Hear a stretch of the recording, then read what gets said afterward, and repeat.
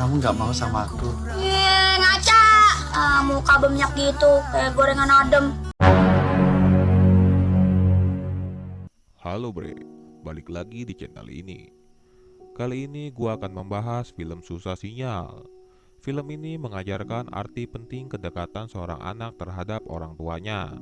Bila mana film ini khususnya untuk para orang tua yang terlalu sibuk dengan pekerjaannya, sampai-sampai lupa akan tanggung jawab dan perhatiannya dengan buah hati. Gimanakah film ini mengajarkannya? Ingat, video ini mengandung spoiler, oke? Gak usah basa-basi, langsung saja ke filmnya. Film dimulai ketika seorang perempuan bernama Kiara. Ia terburu-buru pamit kepada omanya untuk berangkat sekolah. Setelah di sekolah, Kiara memberitahu sahabatnya bahwa ia mengikuti ajang audisi bernyanyi. Lantas sahabatnya terkejut, bahkan ia mendukung penuh niat Kiara tersebut.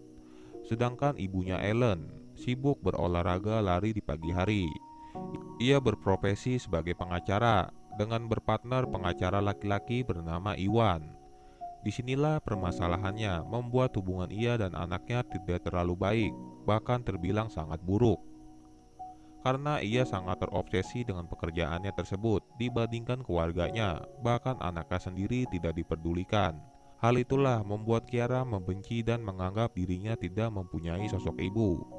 Tetapi ia malah menganggap omahnya lah yang seperti ibunya, yang dimana selalu ada untuknya baik senang maupun susah.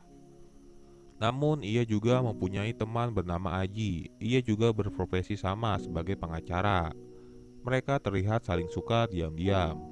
Di film tersebut Ellen berstatus janda. Hal itu membuat Iwan curiga melihat tingkah Ellen. Lalu setelah itu Ellen diberikan sambutan meriah atas keberhasilannya memenangkan sebuah kasus di peradilan. Di keesokannya, karena Ellen membuka kantor baru, mereka mencari karyawan untuk membantunya. Ia merekrut anak magang bernama Astrid dan tukang kebun di rumahnya bernama Ngatno sebagai resepsionis dan OB. Namun Ngatno tidak menerima tawaran tersebut. Ia mengaku sudah bangga bekerja di rumahnya sebagai divisi rumah tangga. Tetapi sekejap Ngatno berubah pikiran ketika Astrid datang ke kantor tersebut. Pada malam harinya Ellen pulang ke rumah. Sekejap Kiara yang tadinya happy bersama omanya seketika menjadi bad mood. Ellen mencoba mengajaknya bercanda, tetapi malah gagal, membuat anaknya semakin bad mood.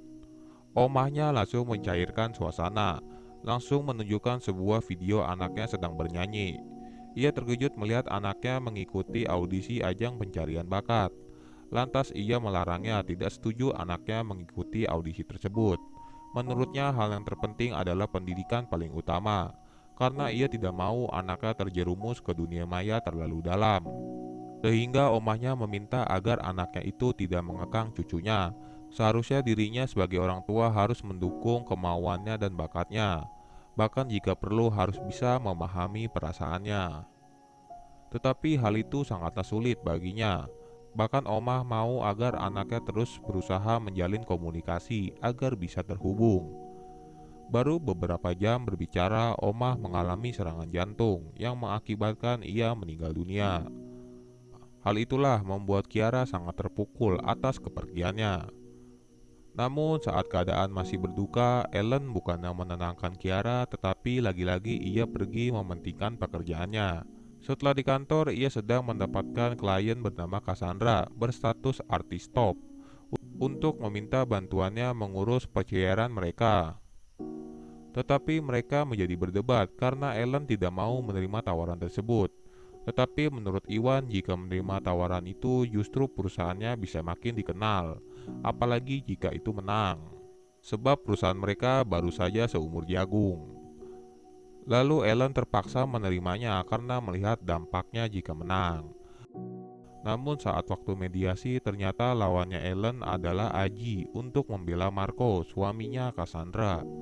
Di perbincangan itu mereka saling memperebutkan tentang hak asuh anak. Namun siapa sangka ya, di film sama di dunia nyata Gading dan Giselle malah bercerai beneran karena 19 detik itu. Tiba-tiba di perbincangan itu Ellen diminta untuk hadir ke sekolah untuk membahas perihal anaknya kena kasus. Setelah di sana masalah selesai, kepala sekolah itu sudah tahu tentang kerenggangan hubungannya dengan anaknya. Lantas ia berniat membantunya agar bisa menjalin hubungan spesial dengan anaknya. Lalu ia memberikan saran agar mereka liburan bersama untuk beberapa waktu. Namun saat di perjalanan Ellen mengikuti arahan kepala sekolah tersebut. Ia benar-benar mencoba mengajak Kiara liburan. Namun anaknya itu belum minat. Setelah di kantor, Kiara langsung berubah pikiran menelpon ibunya. Ia sudah memutuskan ingin ikut liburan bersamanya. Lantas ia meminta liburan ke Sumba. Bahkan Iwan memberikan dukungan Ellen pergi liburan bersama anaknya. Tetapi Ellen merasa begitu berat meninggalkan pekerjaannya. Sehingga Iwan menegaskan yang terpenting adalah menjalin hubungan dengan anaknya terlebih dahulu. Karena kalau urusan pekerjaan bisa ia handle sendiri olehnya bersama Astrid. Lalu pada akhirnya mereka berdua liburan dan telah sampai di Sumba. Bahkan bertemu dengan tantenya Astrid bernama Maya, sekaligus pemilik hotel di sana. Sehingga membuat Kiara terpesona melihat Abe sebagai karyawan hotel tersebut. Lalu keesokan harinya mereka pergi piknik ke air terjun. Tetapi Kiara tidak ikut melainkan pergi bersama Abe. Sebelum itu Ellen sudah memperingatkan Kiara agar kembali sebelum gelap. Lalu mereka semua seisi hotel berangkat menuju air terjun. Mereka semua mengalami rintangan di perjalanan, tetapi semua itu akan terbayarkan.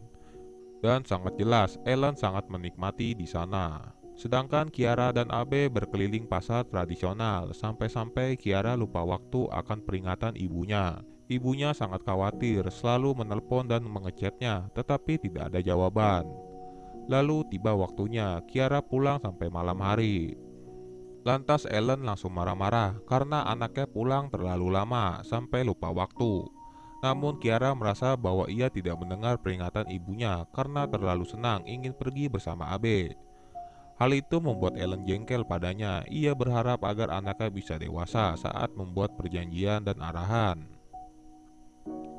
Saat di pagi harinya, Ellen sedang berolahraga. Tiba-tiba saja ia mendapatkan sinyal.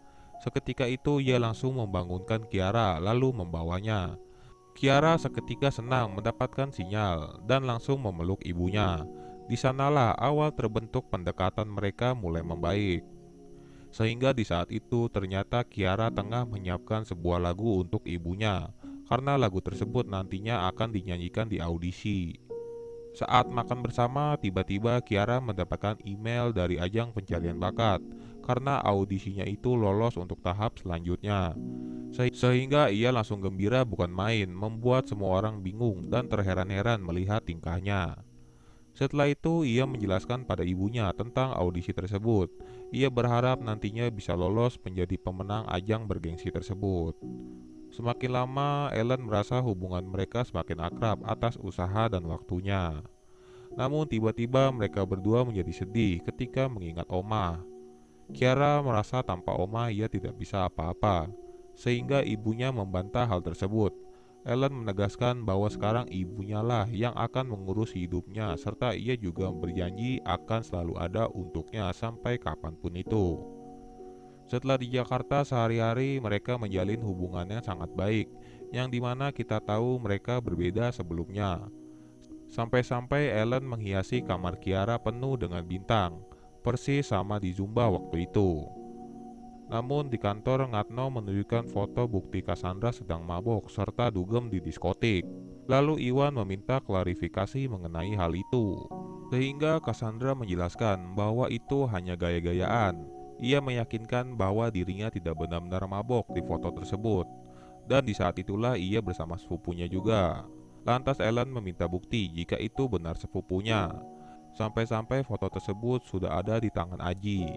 Sehingga Ellen menyangka bahwa Aji lah yang menyebarkan foto tersebut. Lantas Aji membantah, ia merasa tidak menyebarkan, sehingga ia meminta ketemuan untuk ngebahas mengenai hal tersebut. Tetapi Ellen menolak ajakan tawaran tersebut. Lalu beberapa saat kemudian Kiara meminta besok ibunya menemaninya untuk membeli kain. Tetapi besok ia tidak bisa karena bertemu dengan klien. Ia meminta lain hari saja untuk membelinya. Lalu karena Kiara maunya besok, lantas Ellen meminta Iwan menemaninya membeli kain. Setelah itu mereka sidang, saling membahas mengenai foto kontroversi Cassandra yang tersebar luas di dunia maya. Setelah sidang, pihak Ellen menjadi kesulitan untuk memenangkan kasus tersebut. Pada malam hari, Kiara meminta ibunya agar datang untuk menyaksikan dirinya tampil bernyanyi.